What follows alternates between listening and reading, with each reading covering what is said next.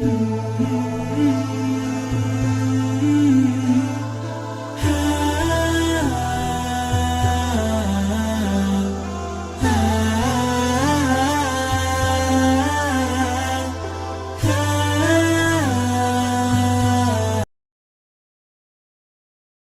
bersyukur terhadap harta, supaya hartanya nambah.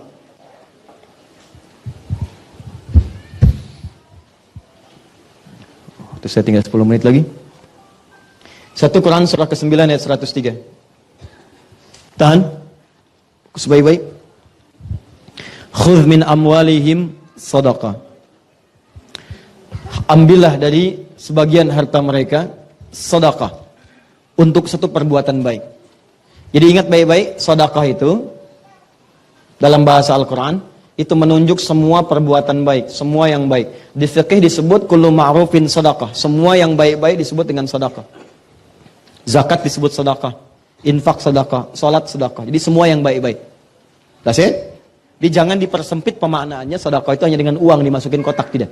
Semua yang baik-baik disebut apa? Ya, nanti saya turunkan. Nah, di sini Allah katakan, lihat sini. Kata Allah, ambil dari sebagian harta itu untuk sedekah, untuk mengerjakan nilai kebaikan. Sedekah juga ada yang mengartikan ini turunan dari kata sedekah. Pernah dengar kata-kata ini? Shadaqallahul azim. Itu kalimat pengakuan bahwa semua dari Allah itu benar. Pengakuan iman. Nah, maka kenapa disebut dengan sedekah? Karena amalan ini bentuk pengakuan kita terhadap kebenaran Allah. Di Allah menurunkan satu kalimat, hei, kata Allah, zakat. Kemudian kita kerjakan. Kenapa zakatnya kemudian saat dikerjakan disebut dengan sedekah? Seakan-akan kita mengakui bahwa apa yang Allah perintahkan itu benar. Dan apa yang Allah janjikan pasti benar. Paham sampai sini? Contoh, saya ulang. Karena saya lihat ada sebagian wajahnya yang wajah minta tolong. Ustaz, tolong jelaskan lagi.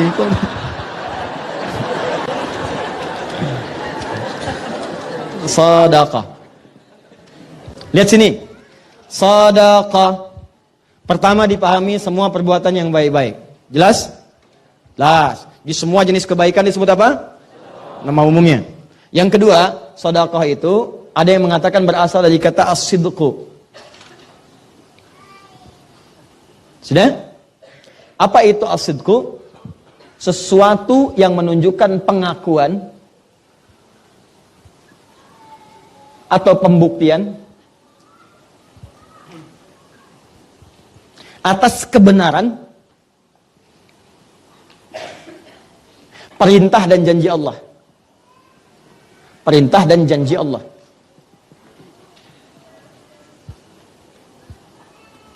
Sudah? Pengakuan atau pembuktian atas kebenaran perintah dan janji Allah Subhanahu wa taala. Aplikasinya begini, contoh. Di sini ayatnya tentang zakat terkait harta. Kata Allah, ambil dari sebagian hartamu, kalau sudah mencukupi syarat dan ketentuannya, untuk zakat. Kenapa zakat disebut sedekah? Karena saat zakat ini ditunaikan, pertama dia mengandung unsur kebaikan. Bukankah saat berzakat ada nilai kebaikan di situ? Ya, orang bisa dibantu, kita dapat pahala, baik kan? Yang kedua, dengan kita menunaikan zakat ini berarti kita mengakui bahwa perintah Allah ini benar. Benar, kita membenarkan perintah Allah, kita tidak melanggarnya. Jadi begitu Allah katakan, kamu zakat. Kalau Anda ingin disebut sebagai hamba yang membenarkan perintah Allah, mengakui ketentuan Allah itu benar, maka buktikan. Buktinya saya keluarkan. Begitu Anda keluarkan, kenapa disebut dengan sedekah? Saya sedang membenarkan perintah Allah Subhanahu wa taala. Seakan-akan Anda katakan, ya Allah, benar apa yang kamu sampaikan. Kalaupun saya belum paham hikmahnya, saya tetap kerjakan untuk membuktikan bahwa semua yang berasal darimu semua benar. Jelas? Yang kedua, dengan kita mengamalkan ini, kita membenarkan janji Allah. Nah, pertanyaannya, apa yang Allah janjikan lewat amalan-amalan tadi? Ternyata orang yang berzakat itu dijanjikan oleh Allah Subhanahu wa taala hartanya bukan berkurang tapi bertambah. Makanya kenapa zakat di Quran disebut sedekah? Anda diminta yakin ya untuk membenarkan janji Allah. Allah berjanji kalau kamu keluarkan saya tambah bukan saya kurangi. Makanya ketika Anda keluarkan kenapa disebut sedekah? Khudh min amwalihim sedekah. Nah, Allah ingin meminta Anda sepanjang kemudian kekuatan diri Anda, yakinkan pada diri Anda bahwa saat mengeluarkan zakat itu Anda sedang menambah harta, bukan menguranginya. Dan benarkanlah janji Allah, karena Allah kalau sudah berjanji tidak akan pernah mengingkari. Ya, Quran surah 3 ayat 9. Innallaha la yukhliful mi'ad. Pertanyaannya, Ustadz, tahu dari mana kalau berzakat itu hartanya bertambah bukan berkurang?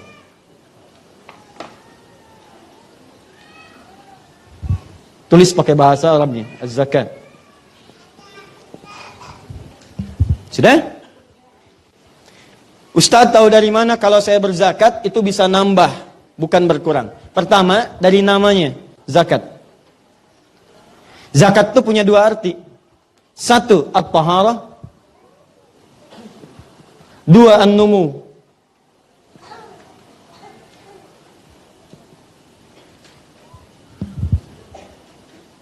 Sudah? At-taharah artinya sesuatu yang suci dari dalam dan bersih di luar. Jadi ada yang bersih luarnya saja, cuma dalamnya kotor, nggak suci. Misal, maaf ya, maaf sekali, maaf. Kita berikan contoh hewan. Hewan yang haram itu apa contohnya? Kalau hewan yang antum sebutkan tadi, misal dia dibersihkan tuh, ya. Dibersihkan, dicuci, dimandiin, disisirin, kan? Misal, ya. Maaf, bersih nggak? Bersih. Suci nggak? Tidak. Maka bahasa Arabnya al-khinziru nadhifun walakinnahu ghairu tahir. Ya, khinzir, babi itu nadhifun, bersih luarnya, cuma tetap haram. Nggak suci. Sama dengan manusia misalnya, pakai dasi, pakai jas, bersih, rapi. Cuman maaf, hatinya kotor, pencuri. Ya, pakai dasi, pakai jas, datang ke masjid. Orang takbir, takbir pertama dia mundur, tas orang diambil.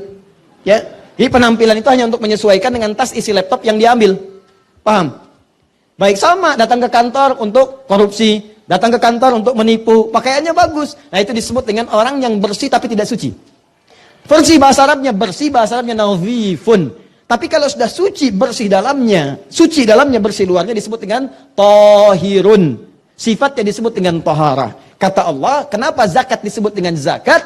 Wa aqimus shalah wa atuz zakat. Zakat. Kenapa disebut zakat? Karena fungsi zakat yang pertama membersihkan kotoran di hati kita sehingga tidak terlampau loba dengan urusan harta. Gak diperbudak harta. Jadi kalau Anda tidak ingin diperbudak oleh harta, capek mikirin harta benda. Ngitung lagi. Padahal yang ada pun belum dipakai. Ya, kata Nabi, orang yang bisa makan di hari itu udah orang kaya. Kalau punya jatah buat besok udah kaya banget. Ini Anda ini harta itu cukup untuk 2 tahun ke depan, masih dihitung juga. Padahal hidup aja belum nyampe setahun.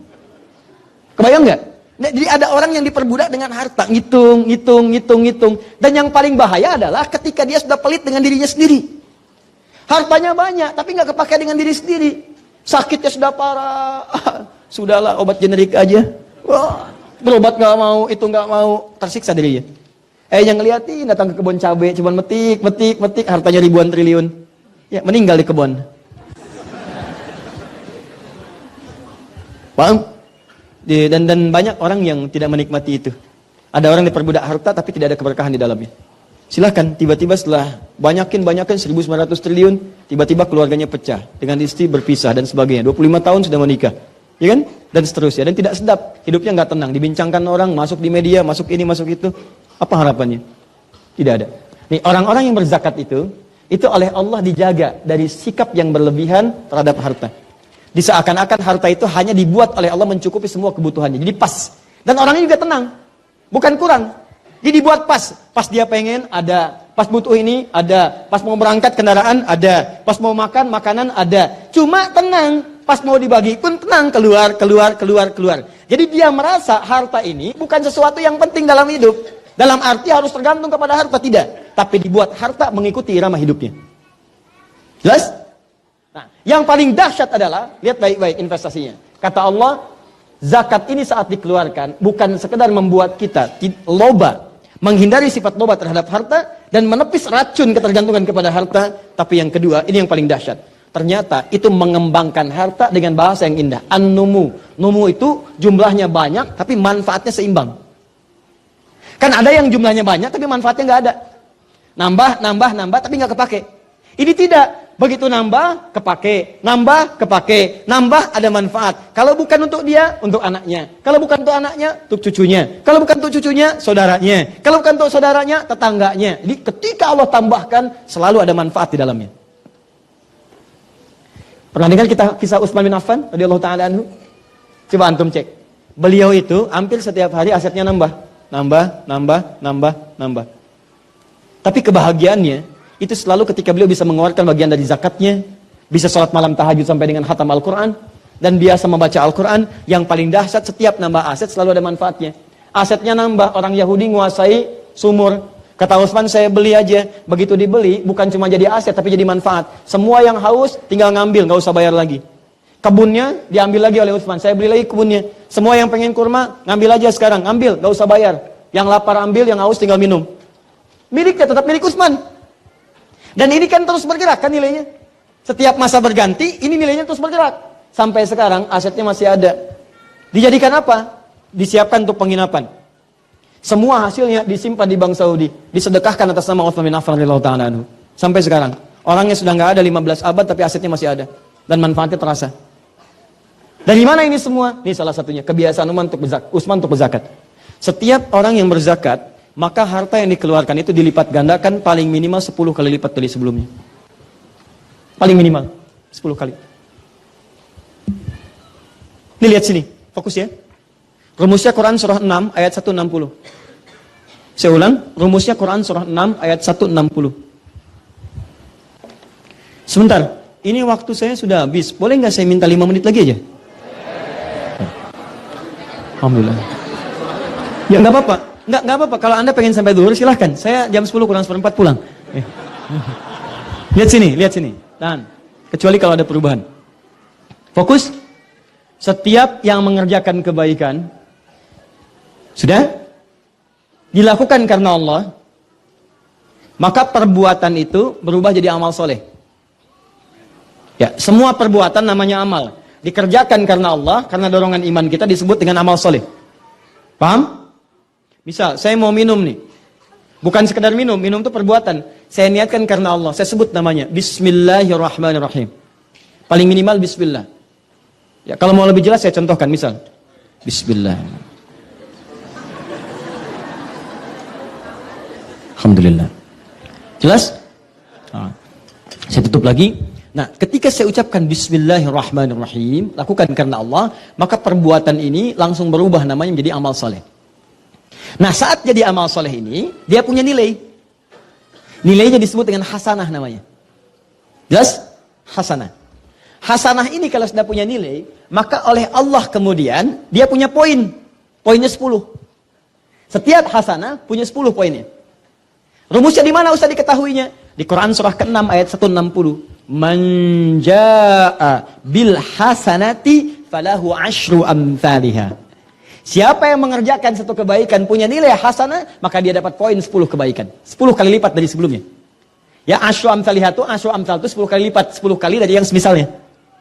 Nah, sekarang ada orang mengerjakan kebaikan. Dia keluarkan dari sebagian hartanya untuk zakat. Zakat, maka zakat jadi amal soleh. Jelas ya? Ketika zakat jadi amal soleh, maka dia punya nilai namanya hasanah.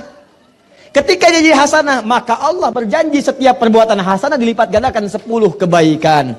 Ingat, semua yang jadi hasanah dilipat gandakan. Kalau Anda sholat, Anda jadi hasanah. Baik ya, sholat jadi hasanah, sedekah jadi hasanah, zakat jadi hasanah. Punya nilai minimal 10. Ustadz tahu dari mana kalau sholat jadi hasanah? Buka Quran surah 11 ayat 114. Kata Allah, aqimis sholata tarafain nahar wa zulafan minal lail innal hasanati yudhibnas sayyiat. Sholat menghasilkan hasanah, zakat menghasilkan hasanah. Di ketika Anda keluarkan zakat sekali, poinnya 10. Apa itu poin 10 yang dimaksudkan? Bukan cuma poin pahala akhirat, tapi melipat gandakan 10 kali lipat dari apa yang dikeluarkan. Misal, Anda zakatnya 5 juta. 5 juta. Maka ini punya poin di sisi Allah, kalikan 10 kali lipat, jadi poin pahala akhirat. Bonusnya di dunia dikembalikan lagi oleh Allah 10 kali lipat dari apa yang dikeluarkan. Kalau Anda keluarkan 5 juta, berarti Anda dapat berapa? 50 juta. Ini yang kembali kepada Anda. Jadi sebetulnya kalau orang paham tentang konsep zakat, dia nggak akan pernah menunda. Yang ada, dia bercita-cita untuk berzakat. Karena zakat itu lebih daripada sekedar nabung dan kontan. Jadi begitu Anda keluarkan 5 juta, balik 50 juta. Jadi kalau orang paham, kalau berzakat itu mengembalikan harta 10 kali lipat, misalnya paling minimal, demi Allah saya katakan, gak akan ada orang nunda zakat. Dan gak akan pernah orang salah menyimpulkan kalau zakat itu kehilangan harta. Tidak. Kata Allah bukan hilang, malah nambah. Anda keluarkan, saya tambah. Selesai. Dan ini bentuk syukur. Begitu Anda syukur, ditambah. Kan tadi ayatnya. La in syakartum, la azidannakum.